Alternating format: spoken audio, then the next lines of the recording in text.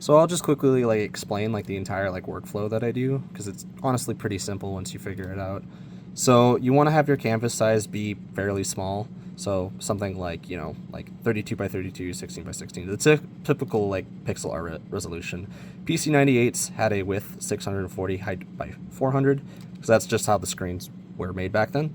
Then you want to go to view and then go to grid, which will enable the grid. And then you want to go back to view, ruler, and grid settings, and you want to set it to center, gap 1, number of divisions 1. This will allow you to see every single one of these like individual like pixel areas of the resolution, which helps for making like small little edits. The next thing I would do is I'd recommend making a vector layer right there and do your line work on there, because you're able to like adjust the lines afterwards. In PC98, the lines were like 1 pixel like thick, so if you wanted to do like outlines and stuff like that, you can just put it on here and then go to your like correct line or control line, and then you can edit it. That way you can position everything how you want it to. After you finish your line work, what you want to do after that is just fill in all of the areas with the colors that you want. The PC98 only had 16 colors that could be displayed on the screen at one time. So because of that, just get a color palette, find 16 colors. I just found a couple palettes on the internet and kind of ran with that and picked which ones I want, maybe a little bit higher, a little bit lower. I ended up changing it the way that it looked afterwards to like something like that color, but that's not necessarily important. So what you want to do is you want to go to Canvas, new window, and you take this and put it on like your main monitor, or off your drawing tablet. You could probably do it on your drawing tablet. I don't know. Didn't do it on there, but I had it on like a separate monitor. What you want to do next is you want to go to your navigator, this like little like preview window thing, and go down here, set the zoom to 200, which makes it so that each of the pixels that are part of the resolution on here are basically times 2. So then when you open up your shader glass, you can then go to your input settings, and then instead, I have it set already at 2, but like if you set it to like 5, then it's like, ugh, it looks gross.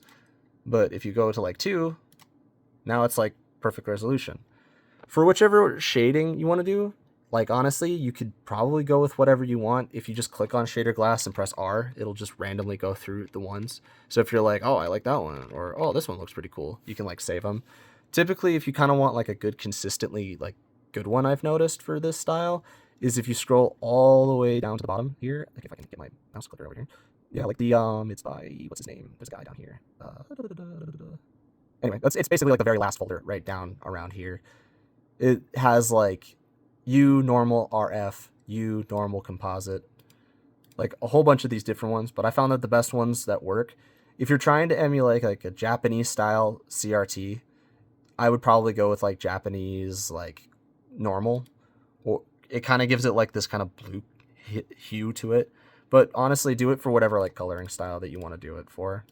I kind of just go with like a warm, because personally I just think it makes the images kind of pop a bit more. But what you can do now is, now when you go back onto here, you can do all of the like dithering and stuff on your like drawing tablet and actually see what you're doing, while you have a bigger preview up here rather than just like a little navigator. You could probably put it over the navigator, but personally I just like having a big open window. So what you can do is you just add all of your dithering, and I'll show you kind of what I did to like cheat this a little bit later. But once you have that, now if you look, all of the pixels are pretty like all dithered and stuff like that. So the one that I used is for that picture, I'm pretty sure, is JWarm S video. You can just save whichever shaders you want to your favorites so that you can access them if you like them. I added a background, just took like some cloud scenes and ran it through a dithering filter I'll show